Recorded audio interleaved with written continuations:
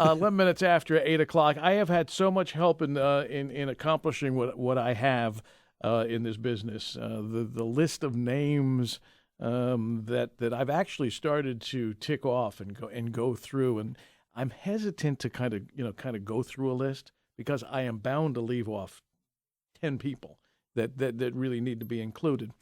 So I'm not really going to go there. But there are a couple of people. Producing this program can be a challenge, can be some fun, and can be a regular pain in the neck. One of the people that was a producer of mine when I was at WABC was Jill Vitale, Flirty Flipper. And Flirty Flipper is on my telephone right now. Hey, Flip, how are you? Wow, John, I can't believe you put me on that list. I'm honored.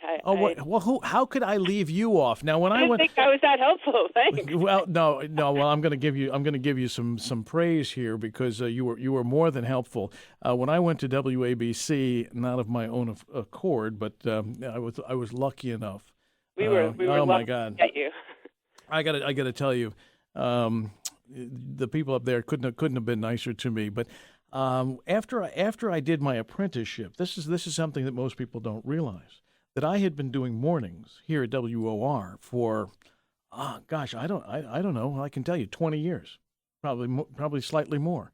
And when it was time to segue somewhere else at ABC, there was some questions whether I could fit into their political talk.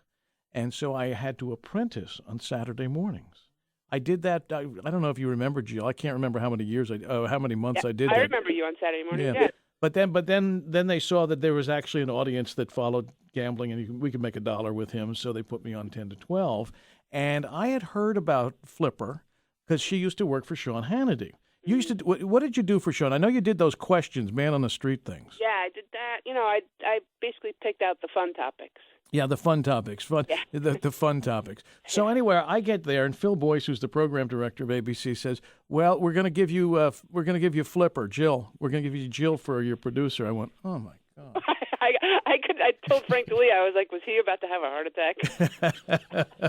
Yeah, I mean, really, I went, "Oh my God, you're kidding." Two opposites. Yeah, exactly. I mean, this woman is a whirling dervish. I mean, she never stops.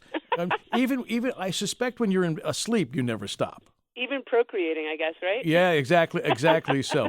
So we had a wonderful time, and it turns out that this is one of the smart people in this world, and somebody that works harder than anybody, and really knows how to produce a radio program.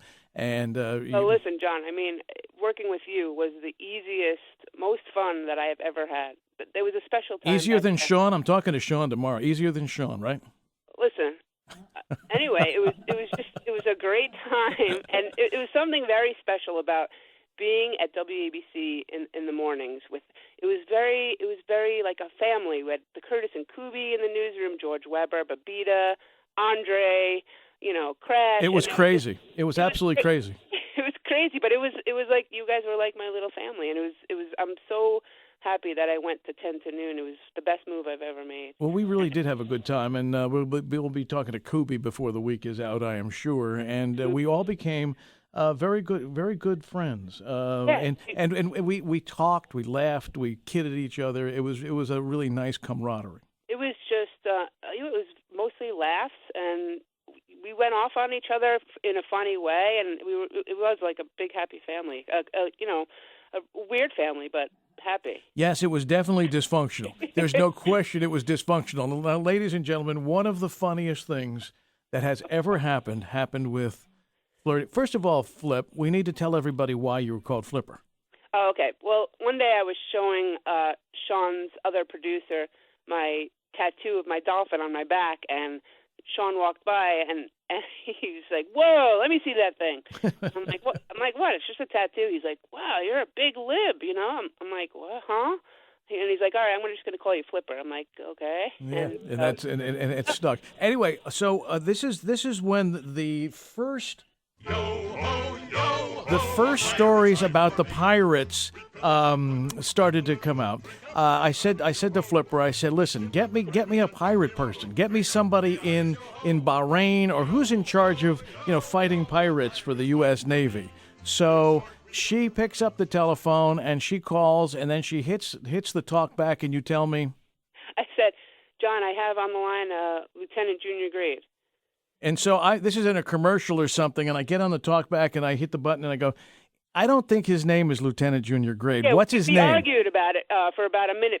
We were on commercial break. We argued, and you said, "You're like, Flipper, I know his name is not Lieutenant Junior Grade. Find out his name so I can introduce him." And I'm like, John, trust me. His name is Lieutenant Junior Grade. Right. Then she'd pick up the phone, and then she'd put the phone back on hold, and she goes, "It's Lieutenant Junior Grade." And John just looking at Frank D'Elia peeking through his glasses. His glasses are at the tip of his nose, and he's just looking at him like, man, my producer's an idiot. But okay, I'll trust him. So I introduced the guy as Lieutenant. I'm as stupid as this woman is. I introduced the guy as Lieutenant Junior Grade. Now, I know it's not his name. No, you said now on the line joining us is Lieutenant Junior Grade. Right. I mean, the guy actually played along with it, and he was a naval attaché in Bahrain or something that was in charge of fighting the pirates at the moment. I had no idea that was a rank name. So just to make sure I was right, when we put him on hold when we were done with him, I said just tell me I'm right. Your name's Junior Grade. He's like, ma'am, my name is Michael Hughes. And I'm like, oh my God, John's gonna kill me. I was like, John, I have to apologize. You were right. It's Mike Hughes. Well, then we took a poll. Then I took a poll. I said, should I fire her right here and now?